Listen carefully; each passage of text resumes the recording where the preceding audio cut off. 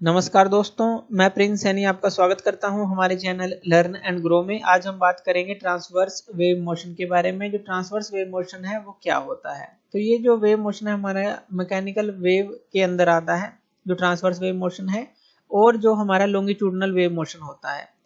तो transverse wave motion क्या है, चलिए हम इसको समझ लेते हैं। ट्रांसवर्स वेव मोशन वो मोशन होता है जिसके अंदर जो भी इंडिविजुअल पार्टिकल होते हैं मीडियम के। अब देखिए, ये मैकेनिकल वेव है एक तरह की, तो इसके लिए मीडियम की रिक्वायरमेंट रहती है। अगर एक जगह से दूसरी जगह इसको प्रोपेगेट होना है, इसको चलना है, तो इंडिविजुअल पार्टिकल होते हैं जो मीडियम के, अगर वो सिंपल हार्मोनिक मोशन को एग्जीक्यूट करते हैं इसके अंदर। सिंपल हार्मोनिक मोशन क्या है, जैसे अप डाउन मोशन हो गया या बैक एंड फोर्थ मोशन हो गया, इस तरह का कोई भी मोशन हो गया जो पीरियोडिक मोशन हो, जैसे एक पेंडुलम हमारा ऑसिलेट करता है, तो वो क्या है, सिंपल हार्मोनिक मोशन है। इसी तरह से पार्टिकल जो है मीडियम के, अगर वो एग्जीक्यूट करते हैं सिंपल हार्मोनिक मोशन को अबाउट देयर मीन पोजीशन, तो अबाउट वो मीन पोजीशन होगा, और जो उनकी डायरेक्शन होगी पार्टिकल की मूवमेंट की, वो परपेंडिकुलर होगी to the direction of propagation of wave motion, जिस डायरेक्शन में वेव चलेगी। चलिए इसको समझते हैं एक बार कि ये कहना क्या चाहता है। मान लीजिए कोई एक पार्टिकल है, यहाँ पर इस तरह से पार्टिकल हम ले लेते हैं। इस तरह से मान लीजिए आपने पार्टिकल ले लिए। अगर ये इस तरह से अप और डाउन मोशन करे, और ये जो है यही मोशन जो है अपने एडजॉइनिंग पार्टिकल को दे दे, इस तरह से अप और डाउन मोशन करे, इस तरह से अप और डाउन मोशन करे, तो ये जो मोशन है, ये जो एक पार्टिकल ने दूसरे को दिया, दूसरे ने तीसरे को दिया, तीसरे ने आगे उसको ट्रेवल करता चला गया, आगे उसको देता चला गया जो भी उसका मोशन था, या कहेंगे जो भी एनर्जी या फिर मोमेंटम था। तो इस तरह से जो ये पार्टिकल है, अगर हम इन पॉइंट्स को मिला दें तो ये होती है हमारी मीन पोजीशन। तो मीन पोजीशन तो हमारी हो गई ये। और जो ये पार्टिकल का इंडिविजुअल पार्टिकल है, जो ये मूवमेंट कर रहे हैं, ये अप और डाउन मूवमेंट कर रहे हैं, यानी कि हमें जो है वेव इस तरह की लगभग मिलती है। अब ये जो है हमारा इस तरह की, अगर हम इसको यहाँ पर समझें, इस तरह की वेव हमें मिलती है। अब जो इसके पार्टिकल हैं, अब वेव तो इस डायरेक्शन में जा रही है, जो वेव की डायरेक्शन है ये है, लेकिन इसके पार्टिकल हैं वो बिल्कुल जो है इसके परपेंडिकुलर एक्ट कर रहे हैं, इस तरह से ऊपर ले लीजिए या नीचे ले लीजिए, यानी कि इस डायरेक्शन के वो परपेंडिकुलर एक्ट कर रहे हैं, परपेंडिकुलर वो चल रहे हैं। तो वही जो है इसके अंदर बताया गया है कि जो पार्टिकल है वो परपेंडिकुलर चलेंगे, परपेंडिकुलर मोशन करेंगे, सिंपल हार्मोनिक मोशन दिखाएंगे, अगर हम डायरेक्शन से उसका कंपेयर करते हैं या डायरेक्शन के साथ उसको जोड़कर देखते हैं। तो इस तरह की कोई भी जो वेव होती है वो ट्रांसवर्स वेव होती है, जो मीन पोजीशन से परपेंडिकुलर, जिसके जो पार्टिकल है वो सिंपल हार्मोनिक मोशन को एग्जीक्यूट करते हैं इस तरह से। अब ये जो ऊपर वाला पोर्शन होता है इसको हम बोलते हैं क्रेस्ट, और जो नीचे वाला पोर्शन होता है इसको हम बोलते हैं ट्रफ। तो ये मीन पोजीशन से ऊपर वाला पोर्शन जो है वो क्रेस्ट रहेगा, और नीचे वाला पोर्शन जो है ट्रफ रहेगा। तो ये ट्रांसवर्स वेव जो है इस तरह से वो चलती है। तो ट्रांसफर वेव के काफी सारे एग्जांपल हमारे पास हैं, जैसे कि movement in string of sitar और वायलिन। जब आप सितार और वायलिन की स्ट्रिंग को खींचते हैं तो उसके अंदर जो मूवमेंट आती है, तो वहां पर आप इसको देख सकते हैं। या movement of membrane of tabla, यानी कि जब तबला के ऊपर आप हिट करते हैं उसके अंदर जो मूवमेंट आती है, तो इस तरह की जो वेव प्रोड्यूस होती है वहां पर भी आप देख सकते हैं। अब चलिए इसके कुछ एग्जाम्पल लेते हैं और उनके थ्रू जो है इसको हम समझते हैं। मान लीजिए एक रोप को आपने इस तरह से बांध रखा है, यहाँ पर ये जो है फिक्स पोजीशन है, ये हम मान लेते हैं कि ये फिक्स पोजीशन है, और यहाँ पर ये स्ट्रिंग मान लीजिए कोई, या फिर आप रोप मान लीजिए, और एक साइड पर आप खड़े हुए हैं और आप इसको एक अप मोशन देते हैं। सिर्फ आपने क्या करना है, इसको एक अप मोशन दिया, इस तरह से एकदम से जर्क दे दिया इसको ऊपर की तरफ, तो आप देखेंगे इसके अंदर जो है इस तरह की एक वेव क्रिएट होती दिखेगी आपको। जैसे ही आपने अप मोशन दिया, ये जो पहले यहाँ पर, फिर आगे, और इस तरह से एंड तक जाती हुई ये एक तरह की वेव दिखेगी। इसी तरह से अगर आप अप के साथ डाउन मोशन भी दे देते हैं, एकदम से अप डाउन इस तरह से एक मोशन दे देते हैं, तो एक पूरी जो वेव है आपको यहाँ पर क्रिएट होती दिखती है, जो कि इस तरह से आपको क्रिएट होती दिखेगी। यानी कि आपने एकदम से जर्क दिया तो एकदम से इस तरह की अप और डाउन दोनों इकट्ठे दिया, तो इस तरह की वेव क्रिएट आपको होती दिखेगी। इससे आप समझ सकते हैं, एक सिंपल सा एग्जांपल है ट्रांसवर्स वेव मोशन का। अब बात कर लेते हैं formation and propagation of transverse wave motion की, ये बनती कैसे है और जो हमारा इसकी प्रोपेगेशन जो है एक जगह से दूसरी जगह चलती कैसे है। तो सबसे पहले प्रोपेगेशन के लिए वेव की जो भी मीडियम है, जिस मीडियम के अंदर वो चल रही है, जो भी मटेरियल मीडियम है, जैसे पानी, वाटर का एग्जांपल ले सकते हैं, किसी सॉलिड का एग्जांपल ले सकते हैं, जिसमें भी वो चल रही है, उसके पास जो है 4 कैरेक्टरिस्टिक्स जरूरी होनी चाहिए। एक तो इलास्टिसिटी, इलास्टिसिटी क्यों होनी चाहिए? ताकि जो पार्टिकल है वो अपनी मीन पोजीशन की तरफ आ सके। जैसे ही मान लीजिए आपने उसको डिस्प्लेस किया तो वो अपनी मीन पोजीशन की तरफ आ सके, तो इलास्टिसिटी जरूरी है। दूसरा इनर्शिया। इनर्शिया क्या है? जैसे ही मान लीजिए जैसे कि कोई पार्टिकल है, अब ये कोई पार्टिकल है, ये हम मीन पोजीशन मान लेते हैं, हमने इसको एकदम से हिट किया, इसको वाइब्रेट किया तो ये इस तरफ गया, तो ये इलास्टिसिटी के कारण अपनी मीन पोजीशन की तरफ आना चाहिए, ये जो हमने वर्टिकल लाइन लगाई है इसकी तरफ आना चाहिए।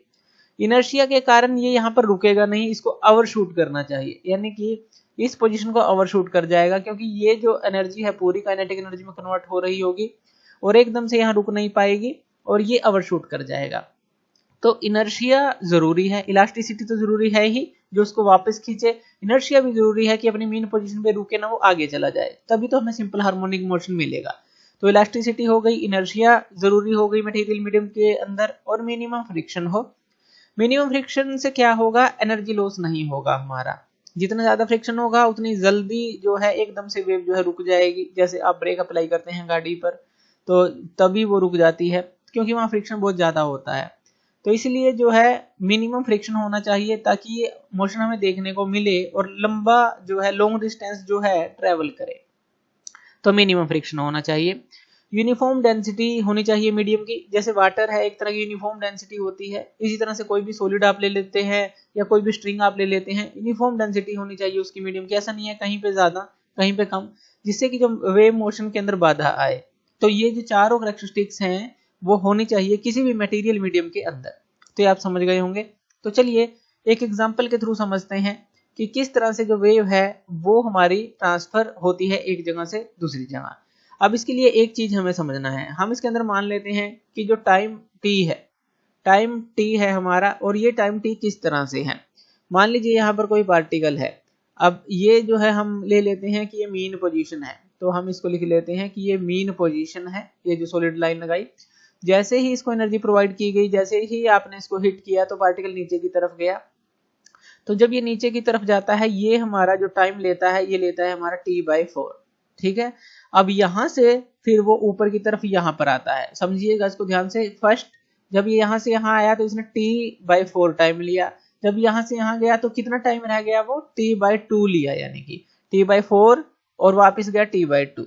इसी तरह से यहां पर ये रुका नहीं, ऊपर गया, यानी कि t/2 प्लस जो है आपका फिर से जो इसने t/4 लिया, तो यहां पर ये हो जाता है 3t/4 हो जाता है, और फिर से जो है यहां से वापिस आता है, यानी कि फिर से इसने t/4 लिया, तो यहां पर ये कितना हो गया हमारा? जैसे ऊपर नीचे आया, ऊपर गया t/2, ऊपर गया नीचे आया t/2, यानी कि टोटल जो टाइम है वो t हो गया। ये आप समझे कि कोई पार्टिकल है, नीचे आया, फिर ऊपर जाएगा, फिर ऊपर जाएगा, फिर नीचे आएगा, ये हमारा टोटल टाइम t है।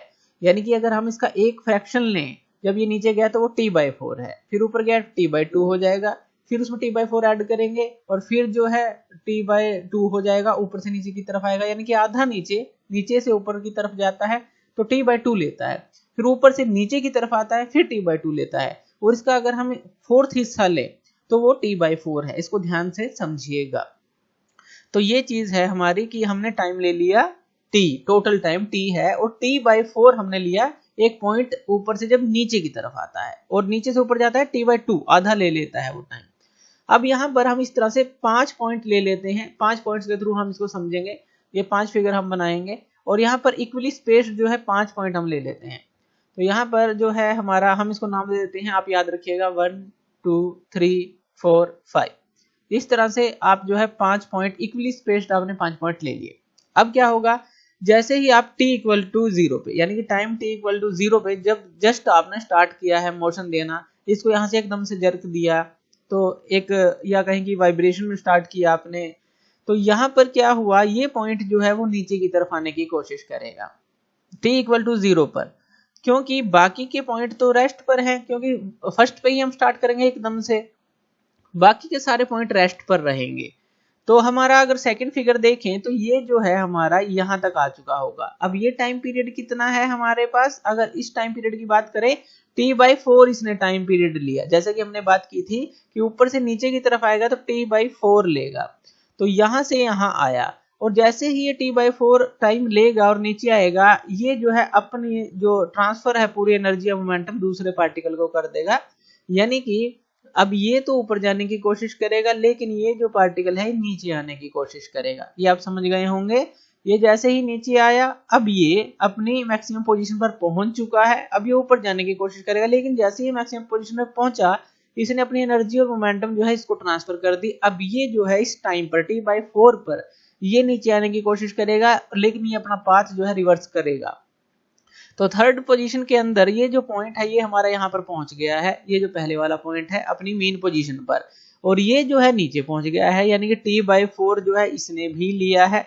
तो ये जो हमारा टाइम पीरियड कितना होगा, इस तरह से एक वेव हमें बनती दिखेगी, और जो टाइम पीरियड होगा हमारा उसके अंदर क्या होगा, ये जो पॉइंट है अब ऊपर जाने की कोशिश करेगा और ये जो पॉइंट है अब नीचे आने की कोशिश करेगा। ये t/2 पर चल रहा है। क्यों? क्योंकि देखिए ये t/4 आया और फिर ऊपर गया, यानी कि आधा ले लें, नीचे आया ऊपर गया, t/2 इसने टाइम पूरा कर लिया है। इसने t/4 किया है, अब ये पूरा करेगा।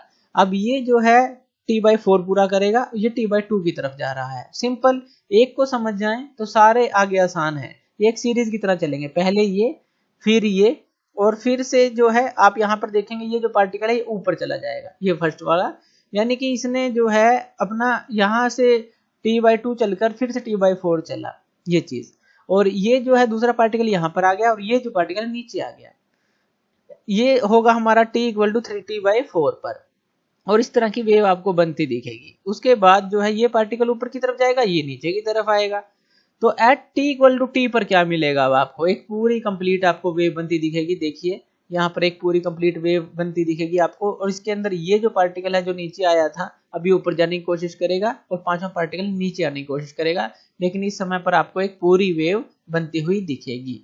तो यहाँ से आप इसको समझ सकते हैं, यानी कि इस पार्टिकल ने अपना पूरा टाइम पीरियड किया। अब देखिए इस पार्टिकल को समझते हैं, ये नीचे आया यहाँ t/4, ठीक है, ये t/4 आया, फिर से ये ऊपर चला गया, यानी कि इसने ले लिया t/2 टाइम, जैसा कि यहाँ दिखाया गया है t/4, फिर इसने ले लिया t, एक ही पार्टिकल की बात कर रहे हैं फिलहाल, किसी भी पार्टिकल को ले सकते हैं ऐसे आप, t/2 ले लिया, फिर से जो है ये t/4 ऊपर चला गया, यानी कि यहाँ पर आ गया हमारा 3t/4।